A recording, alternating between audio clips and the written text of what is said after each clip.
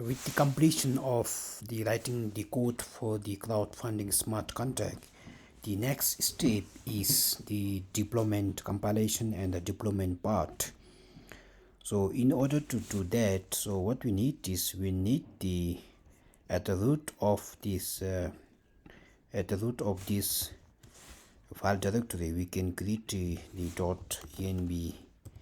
.env file, and out here what we can do is we need the private key. So the private key is the key of your Sepolia Ethereum, where you need certain amount of Sepolia Ethereum, so that when you deploy the contract, it will be the where the auto deductions, I mean the certain amount of gas fees will have to be paid as a part of deployment process, and that's why we need the private key out here. And next is the Sepolia URL, that is the network. So for that you can log into the register to the dashboard of, I mean the Alchemy University, and they provide the free for certain level, so where you can create the applications and you can get the URL, so that URL can be used out here. And also for this private key, as I said earlier, so we need the private key, so that you have to pay the certain amount when we actually deploy the smart contract. The next step is now at the root of this file directory. So after we enter the private key and the URL, the endpoints for the Sepolia testnet, so what we can do is now at the root of this file directory, so we can create a new file called hardhat.config.ts. so this practice is based on the some of the technical steps made available by Alchemy University, where they actually offer free course on smart contract and Web3. So I have followed this step. While they use actually JavaScript, I am using TypeScript, but technically the process remains same. So I am following this process. So you can register on Alchemy University, and you can get the free course on the Web3 and the Solidity programming language, and there are many new concepts, and the Alchemy University is actually rich in resources, particularly for Web3. So out here, so what I'll do is now we need to write require of this nomic. No, it's getting auto generated. Then next is the require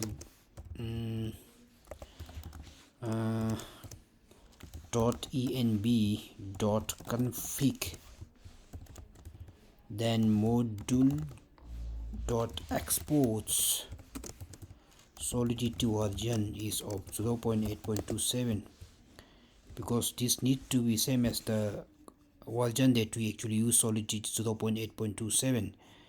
so next is the networks, so we need to mention the network. So URL is the process.env.sepolia URL. So the name should be same as what actually we have given in this .env file, and network is not this, I mean Sepolia, so where we need to mention the URL of process.env.sepolia URL, and accounts is process.env.private key. So basically what it actually, this hardhat.config.ts file does is actually it will specify the version of Solidity compiler to be used for compiling the smart contract, and also the configuration file is where actually is used to define the network settings like RPC endpoint URL, this one. And and also the private key, where we need certain amount of Ethereum, Sepolia Ethereum, for deploying the smart contract. And next step is what we need to do is, so we can also, now we have to prepare for the deployment part. So for that deployment part, the first step is we need to compile a smart contract, and then we can deploy it. So what I will do is, at the root of this directory, so I can create a new folder called scripts. So under that, I can say deploy.ts for the deployment purpose.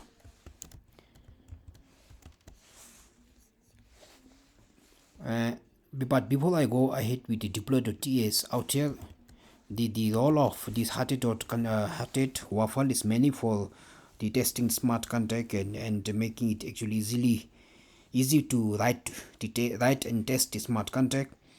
And also you can find that require.env.config. So this will load the environment variables of Sepolia URL and private key when smart contract is actually getting deployed. So that is what actually it does. And now next is the deployment part. Deploy is under scripts for the deploy.ts. So what I can do is now, like const hre hardware runtime environment is required of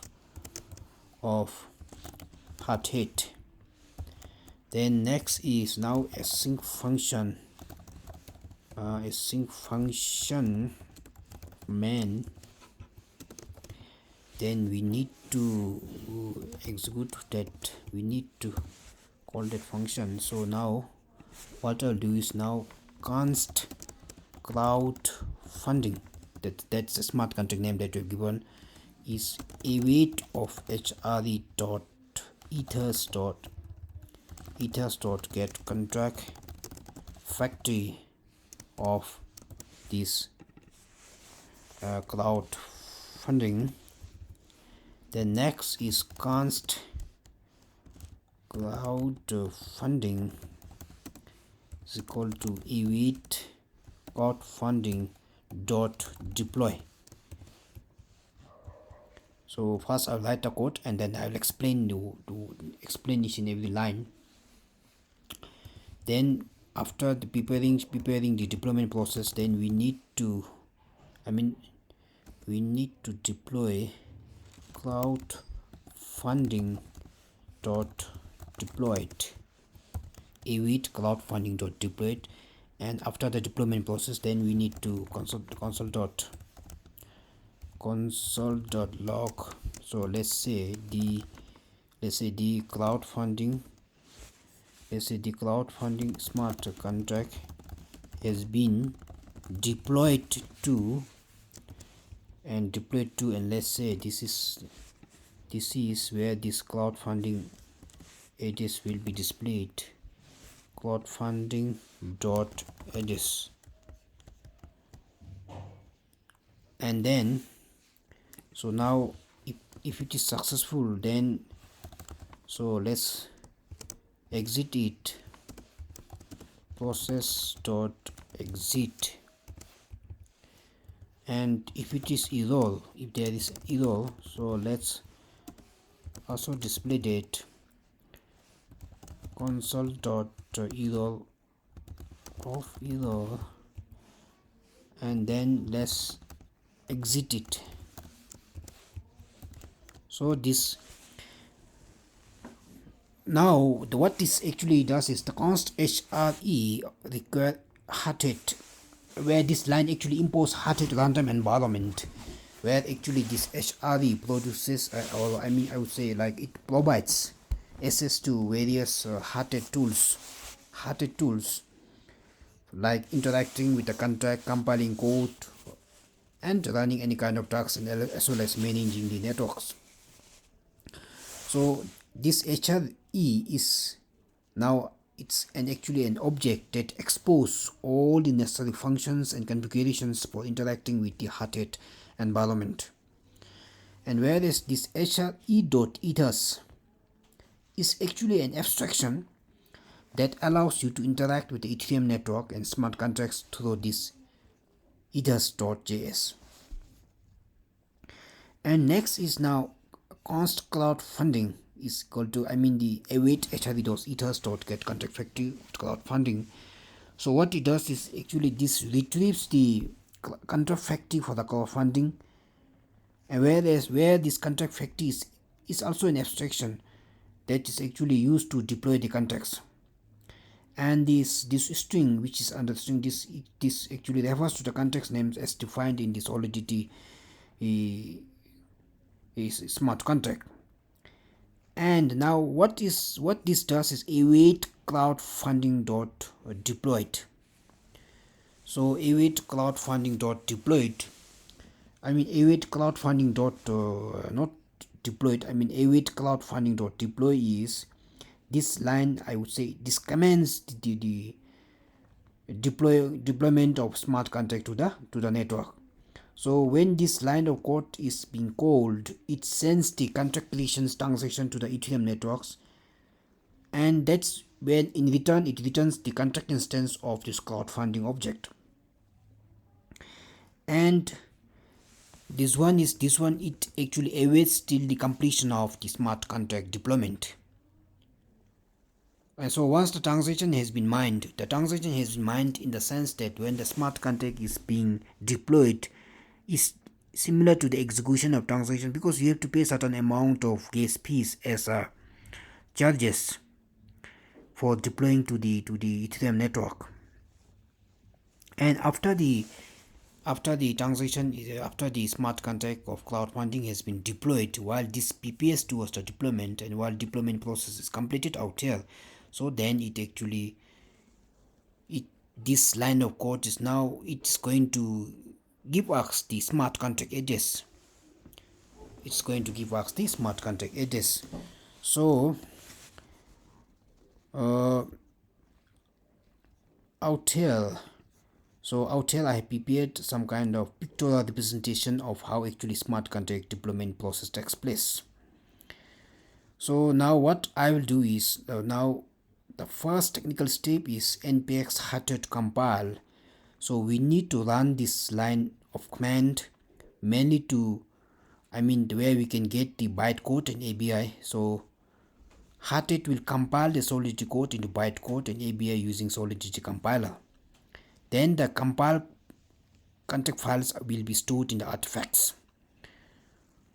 So now what I'll do is now I need to run a command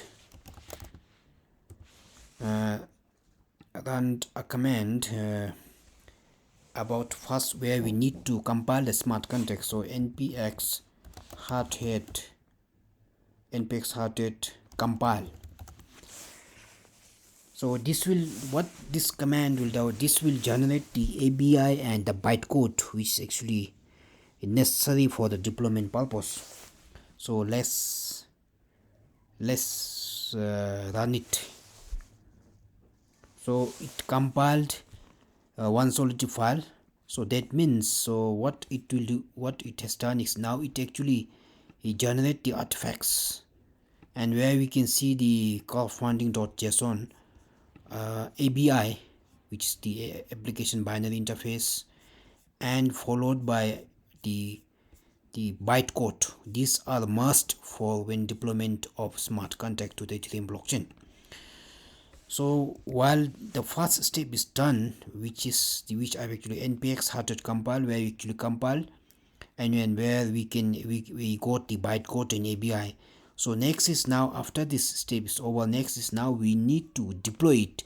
And for deployment purpose, we have this cloud funding smart contract. This is actually not being, Ethereum virtual machine is actually not able to understand this directly. So that's why it has to be compiled first. And now based on this, so now what we will do is now we will run this command and deploy to the Sepolia network, where certain amount of gas fees will be deducted.